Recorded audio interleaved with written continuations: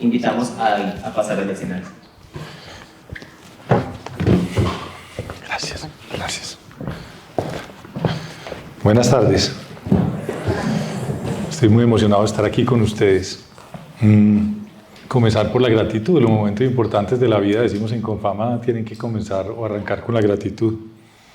Y hoy esa gratitud tiene muchos nombres, muchos rostros, los de todas ustedes, bibliotecólogos, mentores, facilitadores, promotores de lectura, amantes de la cultura y de las letras, personas que sostienen, enriquecen y cuidan día tras día el corazón cultural de nuestras comunidades. La verdad es que para todos los que trabajamos en Confama es una profunda alegría y un honor recibirlos aquí en este Encuentro Nacional de Bibliotecas en Medellín, en las bibliotecas de Confama, que son, como ustedes todos saben, espacios de puertas abiertas, como en todo el país, en las casas de compensación, lugares para el asombro, la conversación y el encuentro. Le quiero dar la bienvenida en nombre de las casi 9.000 personas que trabajan en Confama y en sus demás empresas y entidades, a todos, a todas ustedes, y muy especialmente a Daniel Silva Orrego, superintendente delegado para la gestión, a Adriana Bonilla, a todo el equipo de la superintendencia. Un saludo muy especial a la señora superintendente. Sería muy rico poderla ver el viernes, ya que va a estar en Medellín. Yo trato de moverme o le invito 5 minutos a un café a la oficina, díganle, porfa. A todas las agremiaciones que fortalecen nuestro sector. Igual importante es Fedecajas, gracias. Fedecajas y Azucajas, representadas por Lisette Herrera y por Germán Cano, respectivamente. Bueno, ven que estoy leyendo, ¿cierto? Hay una historia detrás de estar leyéndoles esta tarde. Hace muchos años yo trabajaba en el sector público y no sé por qué invité a mi mamá a un evento. Yo normalmente no le invito a ningún evento porque ella es una jueza implacable. Y ese día no tenía que hablar yo, sino que tenía que hablar pues, mi jefe, un funcionario público, directivo público muy importante, y el señor no pudo ir. Entonces me dijeron, bueno, David, le toca a usted dar el discurso. Era una feria de esas empresariales que se hacen en Plaza Mayor, el centro de convenciones de Medellín. No sé, 2.000, 3.000 personas en un auditorio. Y entonces, bueno, yo dije, bueno, listo, yo nunca he tenido, como dicen, sin miedo al éxito. Entonces yo arranqué y me paré arriba en la tarima y dije, yo soy capaz de hablar. Y cuando me senté, yo dije, hablé súper bien. Y me senté al lado de mi mamá y me dice, ¿sabes qué?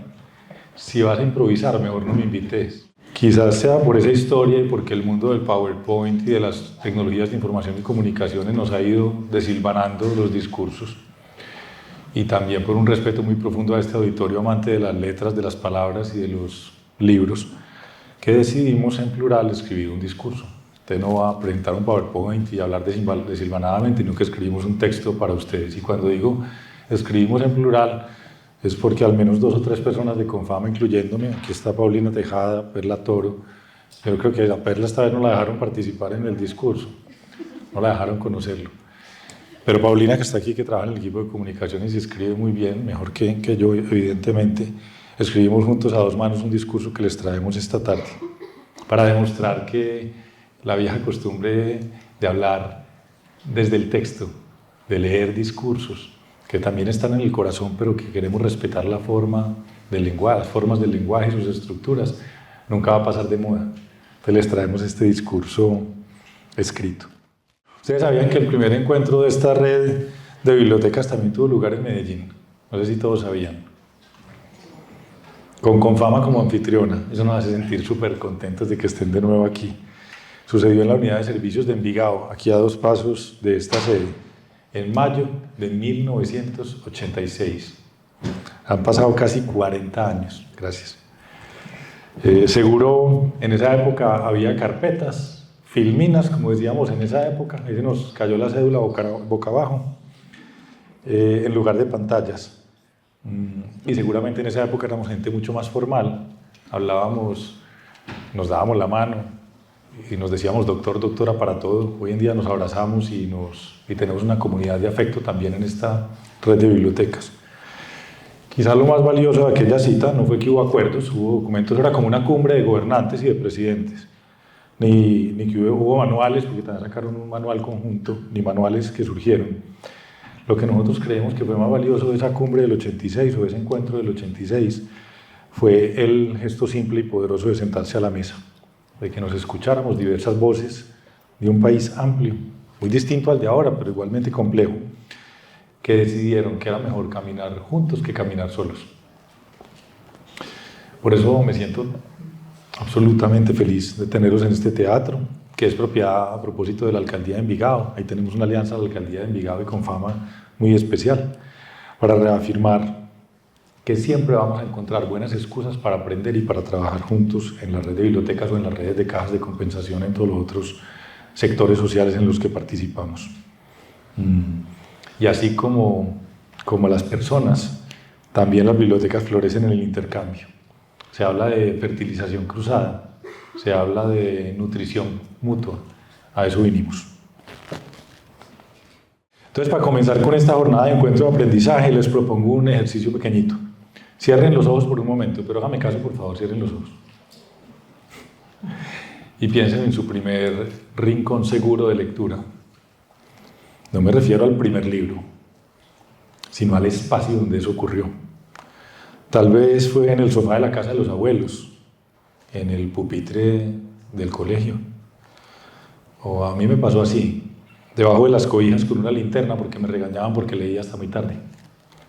En una banca de un parque, en un rincón del cuarto de su infancia. Recreen en su mente y en su corazón ese lugar. Ese lugar en el que, sin que nadie además de ustedes lo declarara oficialmente, se convirtió en un territorio sagrado para la lectura. Esa ciudad del interior, esa fortaleza. ¿Qué colores y olores tenía ese lugar? ¿Qué temperatura hacía ese día? ¿Era un lugar cálido o era un lugar fresco? ¿A qué hora del día solían estar allí? ¿En qué posición leían? ¿Acostados, sentados, en el suelo? El espacio donde ocurre la lectura es siempre, más que un lugar, es un símbolo. La prueba de que cualquier rincón puede volverse escenario de ese acto misterioso, bondadoso y mágico, que es la lectura. Un acto que no solo ocurre solo en la mente, que no ocurre solo en la mente, ocurre en el cuerpo, en el espacio que habitamos, en el tiempo que le entregamos. Y también en la intimidad profunda que se abre al leer, esa misma que, como escribió Ana María Matute, novelista y académica, ha sido y es el faro salvador de muchas tormentas. Pueden abrir los ojos, qué pena que los dejé tanto rato con los ojos cerrados. Ahora, si un rincón personal significó tanto para cada uno de ustedes, primero dígame, ¿sí significó algo ese rincón? ¿Se acordaron de ese primer momento? ¿Cierto? Yo me acuerdo de la temperatura de mi piel, por eso me pareció tan bonito esa alusión, que es contribución de Paulina. Ahora, si un rincón personal significó tanto para cada uno de ustedes, imagínense lo que significa para la sociedad una biblioteca. Esas hospitalarias guaridas y viveros acogedores del mañana, como las llama, es imposible no hablar de biblioteca sino hablar de ella, Irene Vallejo, a quien tanto admiramos y que además estuvo de visita en Confama como parte de la conmemoración de nuestros 70 años de existencia. Las bibliotecas son precisamente enormes arquitecturas simbólicas que albergan millones de universos, de destellos de la humanidad. Cada persona que cruza sus puertas, niños, jóvenes, mujeres, hombres, colectivos, personas mayores, viene en busca de un rincón simbólico, aunque no lo sepa. Un rincón donde pueda ser quien es y, de paso, tener una cita con su imaginación, con la memoria, con las ideas, con otros similares a ella, o incluso mejor, diferentes. Ustedes, quienes cuidan, preservan y expanden el sentido de las bibliotecas de las cajas de compensación familiar de Colombia, son los jardineros de estas guaridas vivas, los guardianes de las semillas del porvenir. Por eso es tan importante lo que nos convoca hoy, porque en este encuentro celebramos no solo la infraestructura, los programas o las colecciones, que son valiosos, por supuesto, sino también nuestras bibliotecas como símbolos. Las sociedades no solo se construyen sobre leyes y transacciones, se sostienen sobre símbolos, sobre relatos, esos signos visibles que condensan un pacto y le dicen a una sociedad qué elige recordar, qué decide celebrar, qué espera de sí misma para el futuro. Adriano, el emperador romano del siglo II, encontró en el arte y en la arquitectura un camino para erigir símbolos eternos. Levantó, por ejemplo, una ciudad en nombre de Antínoo, su amado, llamada Antinópolis, en la que las esculturas se convirtieron en amuletos. Edificó templos enteros llenos de símbolos que no solo decoraban, sino que hablaban de su idea de belleza. Columnas que repetían en piedra su apuesta por la armonía, arquitecturas que tejían un puente entre Grecia, Egipto y Roma.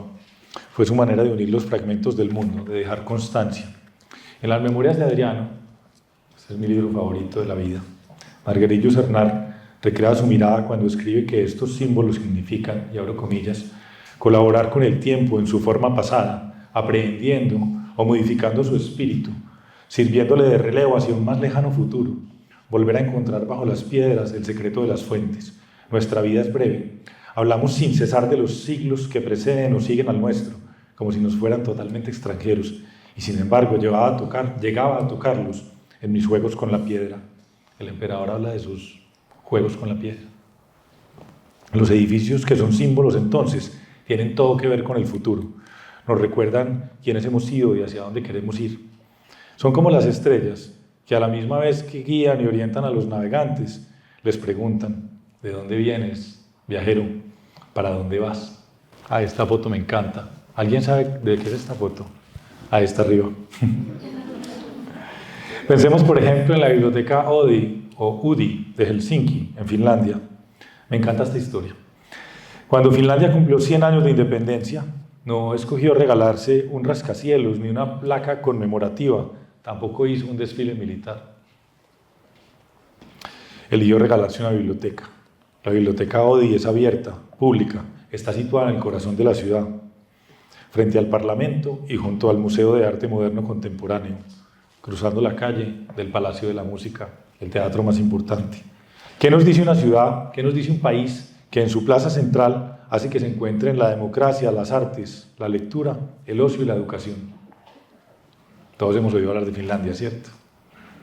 No le extraña a uno que el símbolo más importante que hayan escogido para celebrar su identidad sea una biblioteca.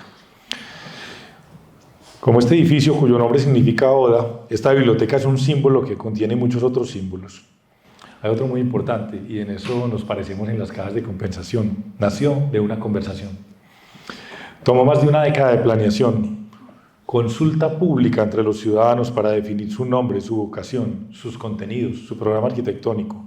Los mismos ciudadanos de Helsinki le dieron forma a esta biblioteca, definieron que querían un lugar que invitara a la paz interior, a la calma, una especie de santuario para la lectura y la contemplación. Pero también querían una biblioteca viva, contemporánea, llena de acción, aprendizaje y creatividad. Ustedes sabían que en Confama decidimos que una buena biblioteca debe ser una combinación de templo y circo. Hoy Odi combina espacios destinados al silencio, a la belleza y a la literatura con una sala de cine, impresoras 3D, máquinas de coser, estudios de grabación y producción audiovisual, salas de juegos, terrazas espectaculares y hasta una cocina que las personas pueden reservar para organizar talleres gastronómicos y fiestas de cumpleaños. Cuando estuve ahí, la única vez que estaba ahí, me impresionó que muchos de los visitantes de esa biblioteca son migrantes que no tienen otro lugar en el mundo para encontrar un momento de paz.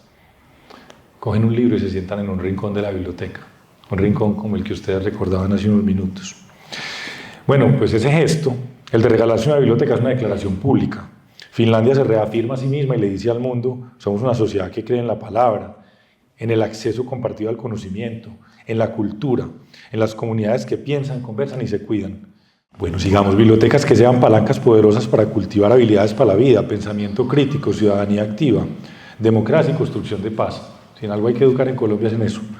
Bibliotecas pensadas para que las personas tomen decisiones más conscientes. Bibliotecas que en tiempos de fragmentación social y polarización sean laboratorios de empatía y diálogo entre diferentes. Bibliotecas que tengan un espíritu innovador, que privilegien la mediación y la apropiación de sus contenidos. Bibliotecas que asuman una posición activa en el desarrollo de sus comunidades, que contribuyan a que de verdad pasen cosas en función de las necesidades de los territorios. Todas las bibliotecas de esta red, así como si así las soñamos y las diseñamos, pueden y están llamadas a ser esas bibliotecas del futuro. Considerarlas como símbolos del país que soñamos implicaría entenderlas como centros culturales que, más allá de la disposición y entrega de información y conocimiento, ejerzan un liderazgo en los procesos de educación y aprendizaje de sus regiones. Implicaría también verlas como ese tercer lugar, el del encuentro, en el que cada uno es y se proyecta a través del lenguaje común y universal para todas las personas, el de la creación. Implicaría que fueran a su vez una declaración de amor a la vida y a sus múltiples expresiones. Implicaría incluso concebirlas como bosques de posibilidades no solo intelectuales, sino también relacionales, y me atrevo a decir espirituales. Yo sé que hablar de espiritualidad a veces es un poquito polémico, pero ustedes yo creo que saben como promotores de lectura y culturales y gestores culturales a qué me refiero. Esos lugares que esperan en el sentido más profundo de la palabra, guardan esperanza, convocan el futuro. Roberto Juarros, cómo no citarlo en una tarde como esta, fue capaz de escribir aquella dimensión invisible de las bibliotecas. Les comparto un fragmento, bueno, aquí está casi todo su poema La biblioteca. Yo escogí, Pauli, un fragmentico de esto, todo lo que dijimos.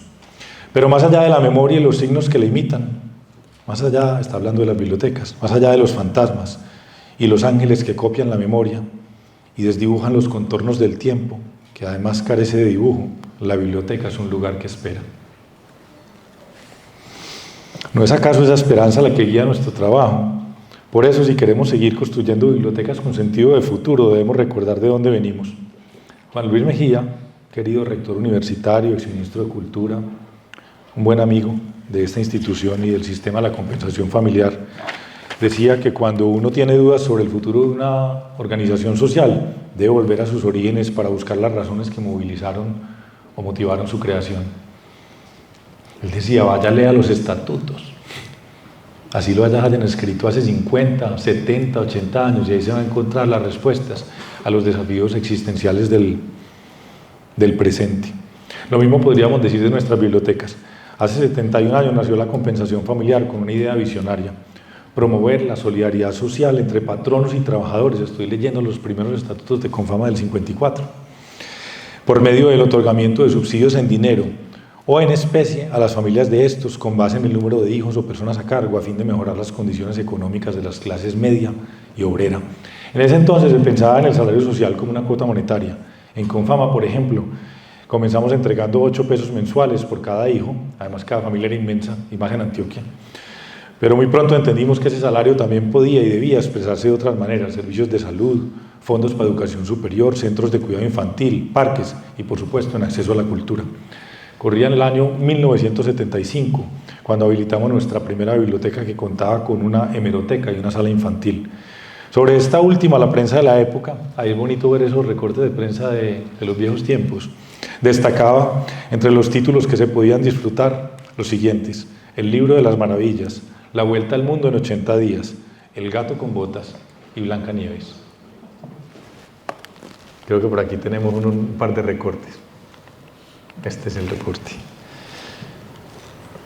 Estos personajes insignes de la literatura esperaban por las familias de los afiliados, pero también por lectores que no necesariamente eran beneficiarios de afiliados. Desde el principio, esto hay que sostenerlo, y la superintendencia del gobierno nos han ayudado mucho, hemos visto a nuestras bibliotecas con una vocación comunitaria y abiertas al público en general. La región demandaba este tipo de espacios, pues la infraestructura de bibliotecas públicas y privadas aún era incipiente y las bibliotecas no ocupaban el lugar que hoy ocupan en la escala de prioridades de las organizaciones. Yo siempre repito que este país tuvo primero cajas que municipios. Cuando digo municipios, como alcaldías, como instituciones descentralizadas fuertes con presupuesto y con estructura para sacar adelante proyectos sociales. Los primeros parques, bueno, una región como Antioquia, los parques que hizo Confama entre los años 70 y 80, todavía las alcaldías de esta región, con todos los recursos que tienen, no han podido igualarlos en tamaño y en impacto. Las primeras bibliotecas públicas, las clínicas abiertas para todos. No obstante, la cantidad de usuarios de esta primera biblioteca y su rápida inserción en la cotidianidad de la comunidad hizo que al poco tiempo fuera trasladada al club urbano recientemente abierto en el centro de Medellín, lo que conocemos como el edificio San Ignacio, todavía parte de esta institución. Fue así como, a través de la interacción con la comunidad, la conversación sobre las bibliotecas se fue enriqueciendo en la organización. Progresivamente pasamos a ver las bibliotecas desde una infraestructura necesaria a concebirlas como unas casas vecinas que hacen parte del corazón de nuestro proyecto cultural. Hoy, en nuestro claustro Confama, se está construyendo la mayor y la más hermosa de nuestras bibliotecas. El claustro Confama, en el encuentro van a estar en el claustro, ¿cierto? Mañana. Es un edificio de más de 220 años de historia, los edificios más importantes de esta ciudad, que es propiedad de Confama, que es como decir que es propiedad de todos. Y ahí estamos haciendo la biblioteca más importante, como central de nuestra institución. Un patrimonio abierto para familias, niños, personas mayores, afiliados y no afiliados. ¿No les parece muy emocionante? A mí, por ejemplo, ya cumplo 9 años en Confama, el año entrante cumplo 10. Me gustaría medir los resultados de mi gestión por cuántas bibliotecas hemos creado. ¿Cómo qué hizo usted en el tiempo que trabajó en Confama? Pues yo abrí tantas bibliotecas y me voy. Con un número grande, o ayudé a abrir porque los que los abren son ellos. Con un número grande, muy grande, me podría ir tranquilo cuando termine mi periodo por la compensación familiar. Estos 50 años de evolución nos han mostrado que más que lugares que albergan libros, nuestras bibliotecas son sitios de encuentro, reflexión y conversación. En ellas se leen páginas, pero también se cultivan amistades. Se aprende de los libros, pero también de los demás. Se indaga sobre lo que escriben los premios Nobel, pero también sobre lo que dice la sabiduría popular. Se habla de conceptos filosóficos, pero también de la cotidianidad, la región y la familia. Son lugares cómodos, cálidos y abiertos. Una mezcla, repito, de templo y circo. Solemos decir con cariño, templo para el aprendizaje y la reflexión, circo para el juego, el ocio y el encuentro. En definitiva, son casas vecinas que personas de todas las edades quieren tener cerca. El año pasado reafirmamos aquello que el mismo Juan Luis, el exministro de Cultura del que hablé ahorita, repite con tanta convicción. Para mirar con sensatez y creatividad al futuro hay que observar con curiosidad y disciplina el pasado. Cumplimos 70 años y en ese viaje por la memoria redescubrimos muchas claves. ¿Dónde estuvo la primera biblioteca de sus cajas de compensación? Ya todos saben, todas saben. ¿Qué ha cambiado desde entonces? ¿Cuáles eran sus principios rectores? Los invito a que hagan esa reflexión. Quizás allí, en ese origen, encontremos muchas de las respuestas que van a nutrir estas jornadas de conversación que hoy iniciamos. Nuestra red de bibliotecas tiene un origen profundamente cívico y solidario que no podemos olvidar, la compensación familiar.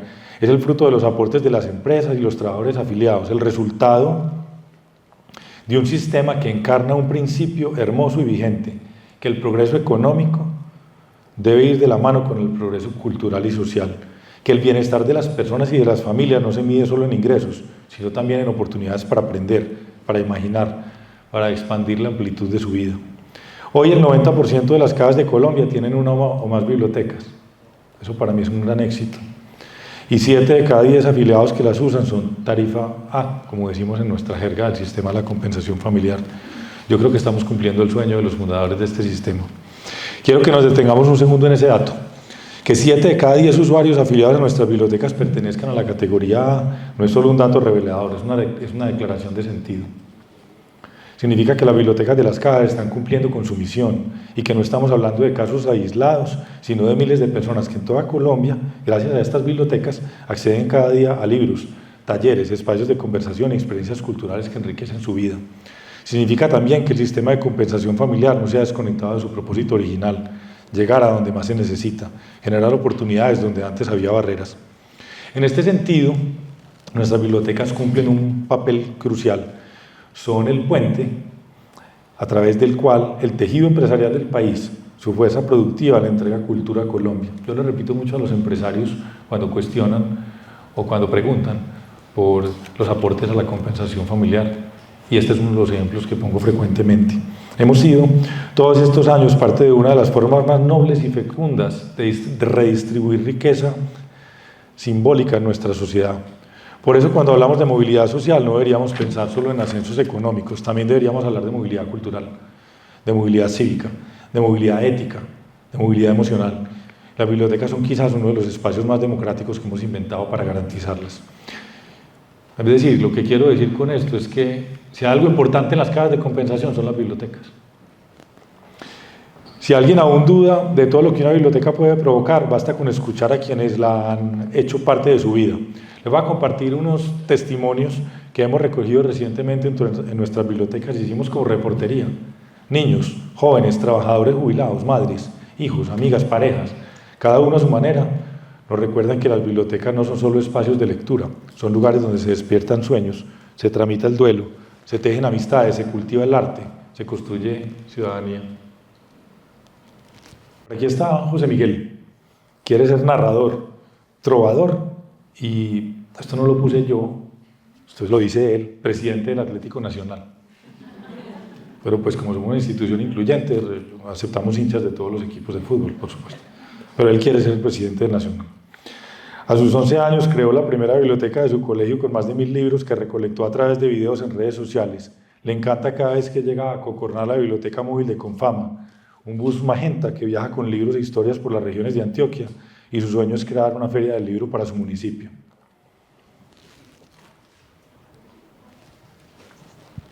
De los sueños de José Miguel en el oriente antioqueño pasamos al reencuentro con la vida de una mujer en Itagüí, en el Valle de Aburrá.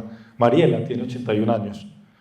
Ella dice que ahora es feliz leyendo, luego de que empezó a asistir al club de lectura de la biblioteca de Itagüí durante el duelo de su esposo, perdió a su esposo. A pesar de que estaba lleno de, según nos dijo, personas que no se parecían en nada a ella, porque eran personas a las que sí les gustaba leer. O sea, ella se encontró con la lectura a los 81. En Mona Minas, en medio de jornadas intensas, llenas de correos y reuniones y tareas urgentes, una empresa, lograron encontrar un espacio para leer juntos.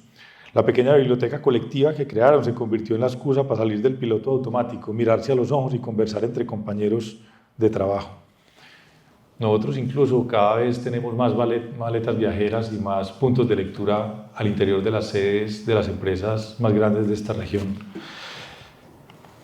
Bueno, esta me parece muy linda. Esta madre y su hija visitan la biblioteca desde hace 5 años, o sea, desde que Maite tenía 4. Cada semana la visitan para renovar las colecciones de títulos que prestan y para asistir juntas al club de lectura infantil del claustro. Vean esto tan hermoso que dice Luz Dora.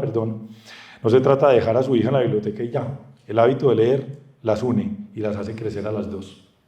Como familia que lee unida, permanece unida y crece unida. Bueno, y pasemos de las madres, padres e hijos a los viejos y a los nuevos amigos. Para Edgar, está en la foto, la biblioteca de la sede de Confama Cristo Rey, un barrio en el occidente de Medellín, es una vecina de lujo. Esta es una buena herencia que nos dejó la pandemia. Como pasamos a tener más espacios de coworking y menos oficinas, una sede que teníamos con trabajadores administrativos y financieros, la volvimos de nuevo una sede social. Y tenemos centro de salud, biblioteca, colegio, gimnasio. Bueno, de lunes a lunes la visita, o sea, de lunes a lunes que va todos los días a visitarla para leer la prensa y conversar sobre las noticias con su buen amigo que está ahí al lado de él, Darío. Y por último, está Melissa, estudiante de interacción digital, tiene 21 años, no perdona un jueves sin asistir a su club de collage y de fotografía, lo llama su refugio, su espacio para crear sin miedo, para recordarse a sí misma lo que la hace vibrar.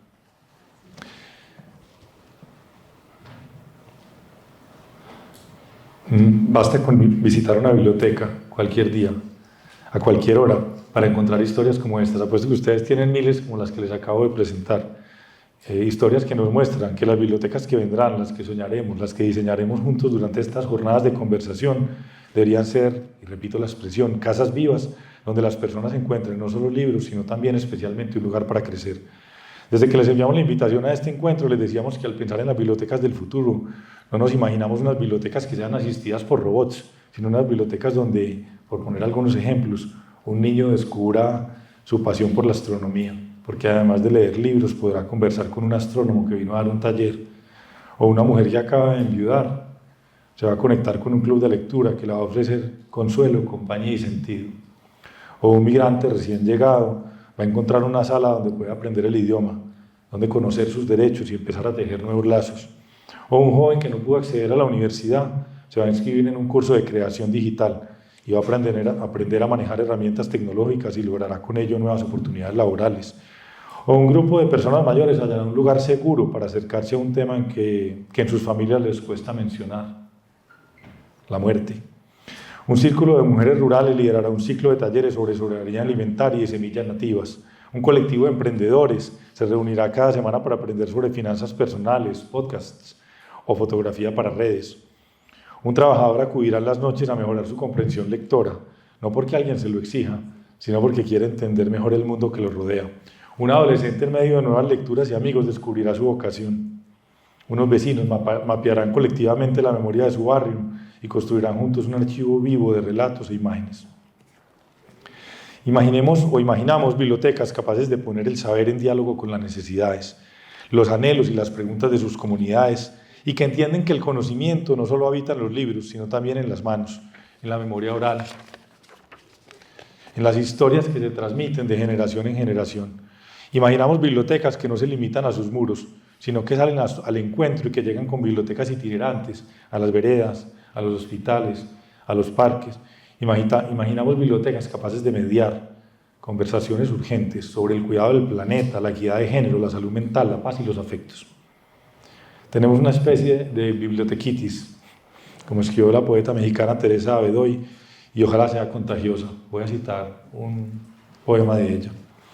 Bibliotecas en hospitales, en prisiones, en centros comerciales, bibliotecas en aeropuertos, en jardines, en la playa, bibliotecas en las brechas despejadas de las zonas de guerra, bibliotecas en vagones de trenes, en autobuses, en lanchas, jaladas por bicicletas, a lomos de burro y una llevada por un camello, bibliotecas de juguetes, de herramientas y de libros en relieve braille, bibliotecas sin libros o sin letras, tan empedernidos, bien contagiados de bibliotecas. Pero no somos ingenuos. Hagamos aquí una pausa y un cambio de tercio. Sabemos que no basta con soñar. Las bibliotecas del futuro no van a nacer solas. Si queremos que sean verdaderos puentes de movilidad social y cultural, si queremos que encarnen ese compromiso colectivo que es la compensación familiar, tenemos que enfrentarnos con lucidez a los desafíos que hoy marcan nuestro tiempo. Bueno, ustedes van a hablar mucho de esto. El primero de ellos es el desafío tecnológico. Vivimos en una época en la que el acceso a la información se ha expandido como nunca antes en la historia. Sin embargo, esa misma abundancia nos enfrenta a una paradoja. Nunca habíamos tenido tanta información al alcance de la mano y nunca habíamos estado tan expuestos a la confusión y al odio. En este contexto, las bibliotecas tienen que reinventar su relevancia, ofrecer no solo acceso, sino también criterio. No solo contenidos, sino conversaciones. No solo velocidad, sino profundidad. Veámonos como esos círculos seguros en los que, en medio del ruido, las personas pueden encontrar quien las invite a pensar mejor, a filtrar, a discernir, a dialogar. Bella palabra discernimiento, que algunos creen que está pasada de moda, ¿no? No hay que competir con las pantallas, sino saber dialogar con ellas, navegar sin naufragar. Las bibliotecas pueden ser esas maestras que nos enseñen a leer a cada uno de nosotros, las mejores curadoras de nuestra atención, nuestro tiempo y nuestras ideas, esas mediadoras sabias que nos devuelvan amorosamente al sosiego del pensamiento. Segundo desafío, la pertinencia social. Las bibliotecas no pueden seguir siendo espacios neutros, diseñados solo para un tipo de lector ideal. Tienen que abrirse a la pluralidad de saberes, de voces, de formas de narrar el mundo. Están llamadas a ser puentes entre lo joven y lo viejo, los saberes ancestrales y los científicos, los relatos urbanos y los rurales. Más allá de su arquitectura, lo que se espera es que también su espíritu se abra de verdad a la diversidad y a las múltiples maneras de habitar el conocimiento. Las bibliotecas que necesitamos no son templos de un saber único, sino foros vivos en los que podemos leer y escuchar el pulso de la sociedad, con todas sus contradicciones, dolores y esperanzas. Ser socialmente pertinentes exige sensibilidad y exige coraje, ¿no creen ustedes? El coraje de dejar atrás moldes viejos y abrazar otras formas de leer, narrar y aprender, de adaptar los contenidos y las experiencias al territorio, a las preguntas reales de las comunidades. El tercer desafío es la sostenibilidad, sobre todo la sostenibilidad económica. Por eso ahorita citaba a la superintendencia y también hay que hablar del Congreso de la República que nos ayudó con la ley de canasta básica cultural. Sabemos que en el caso de las cajas de compensación, las bibliotecas cuentan con un respaldo excepcional, los recursos del mismo sistema. Es decir, su financiación no depende solo de donaciones ni de subsidios cambiantes, sino de un modelo solidario que reconoce la cultura como parte esencial del bienestar de los trabajadores y sus familias. Pero la sostenibilidad no es solo financiera. Una biblioteca también se sostiene en la medida que es vivida, es decir, en la medida en que las personas se apropian de ella, la sienten necesaria, la eligen. Por eso es que siempre hablamos de coberturas aquí en este sistema, ¿cierto? Y que por eso es que nos preguntan por eso, ¿cuánta gente va? ¿Cuánta gente pide libros prestados? ¿Cuánta gente disfruta los servicios bibliotecarios? Pensar la sostenibilidad hoy implica preguntarnos cómo renovamos y mantenemos vivo el deseo social de una biblioteca. Este desafío no es solo el de las bibliotecas, es el de la sociedad colombiana y, si se quiere, el de las democracias occidentales. Es el más hondo, quizás es invisible para muchos, el de la confianza. Yo diría que es el reto más importante que tenemos los colombianos ahora y los que trabajamos en gestión cultural y en bibliotecas no podemos hacernos a un lado en un momento como estos. Cuando hablo de confianza no me refiero solo a confianza institucional, me refiero a algo esencial, a la confianza en lo común, en el hecho de que hay bienes públicos que nos pertenecen a todos y que podemos usarlos, cuidarlos y hacerlos crecer. Voy a hacer aquí una pequeña dinámica, ya que me ahorré parte del poema de Juan Rosso. Si yo les digo, dígame el porcentaje de la población colombiana que confía en los desconocidos, en alguien que no conocen. Por ejemplo, ve, me cuidar la niña mientras hago una vuelta en el banco. O tenerme el morral, la maleta con el computador mientras yo entro a comprar una cosa en el supermercado de urgencia. ¿Ustedes creen que cuál es el porcentaje de los colombianos que confían en un extraño en una situación como esas? 0. En la última encuesta mundial de valores, en la penúltima estábamos en 5%. Quiere decir que solo 5 de cada 100 colombianos confían en los extraños. Y en la última que estamos terminando de preparar y cocinar, yo leí ahí un informe hace un par de fines de semana, bajamos, en vez de subir, bajamos, está por el lado del 3%. Quiere decir que los colombianos no confiamos en nadie. Y me parece que no en vano tenemos que recordar que cuando una biblioteca presta libros es un ejercicio profundo de confianza. Yo no sé a ustedes, pero mi papá cuando me regaló mi primer libro, o el segundo, de los primeros consejos que me dio después de que me pasara toda la vida leyendo y que preguntara mucho, es no los preste. ¿A ustedes alguna vez les dieron ese consejo? Entonces nosotros somos un movimiento social que en el fondo lo que dice es, pues claro, sí los preste. Un libro en una biblioteca puede estar allí por décadas, esperando a que alguien con un gesto libre y consciente lo tome entre sus manos.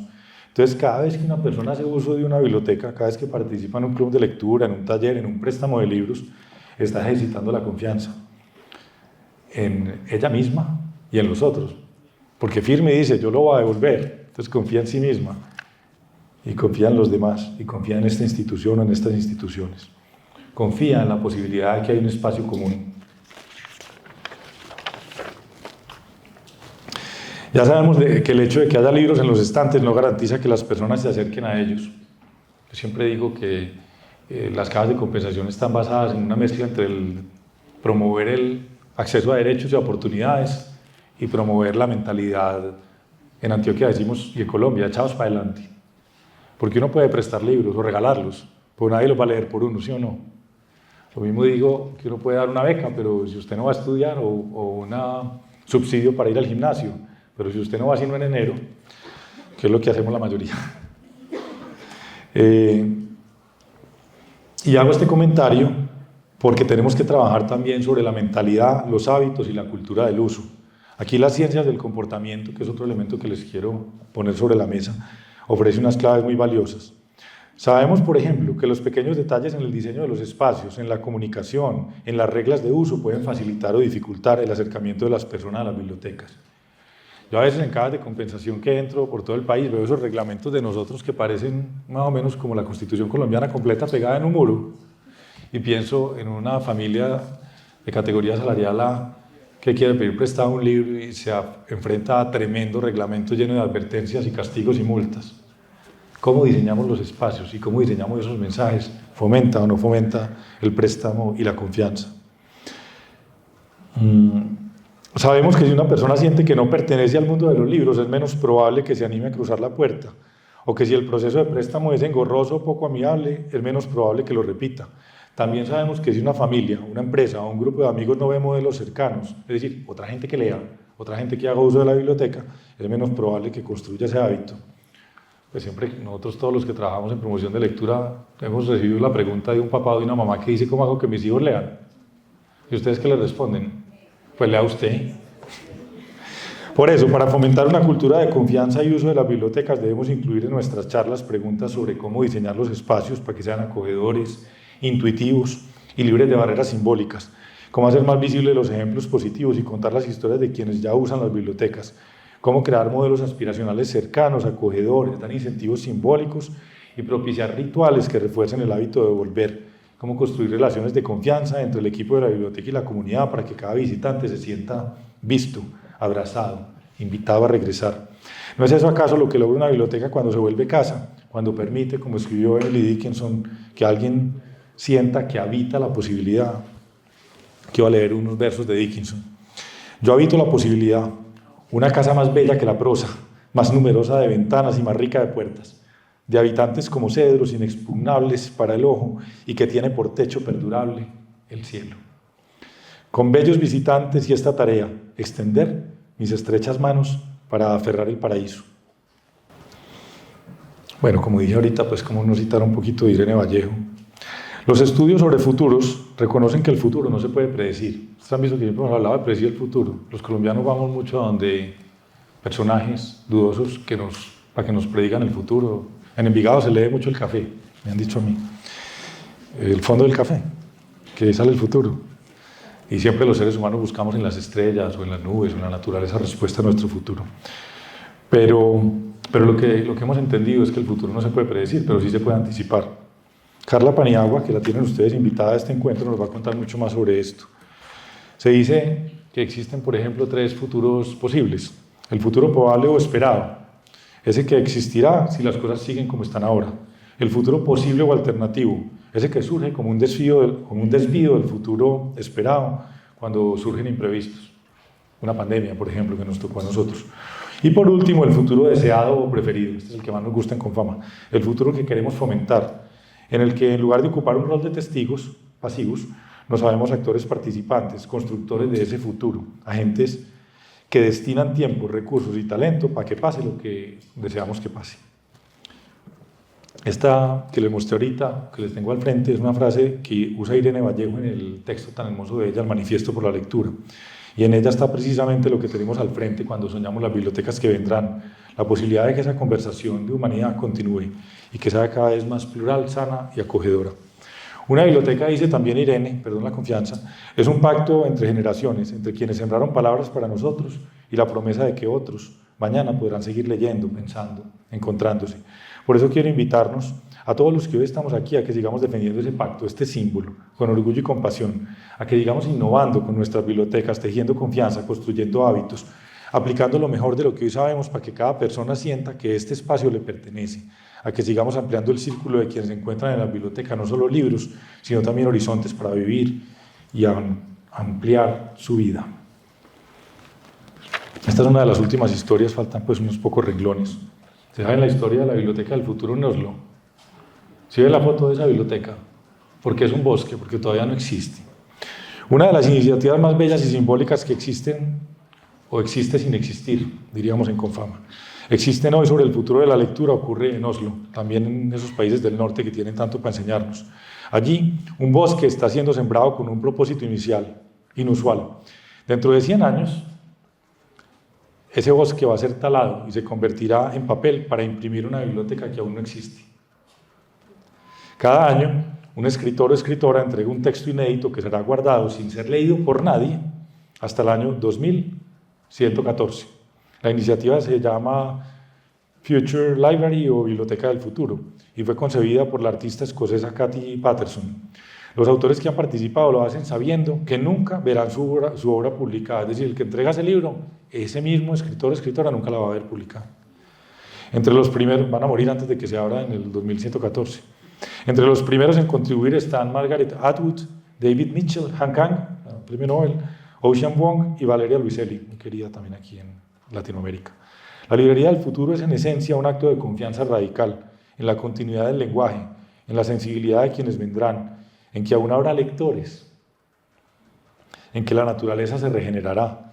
Es un proyecto que no piensa en el corto plazo ni busca resultados inmediatos, sino que nace y se sostiene en esa esperanza lenta y generosa que cree que vale la pena sembrar hoy algo para mañana. Esta tarde quiero invitarlos a pensar juntos en eso que vamos a sembrar nosotros.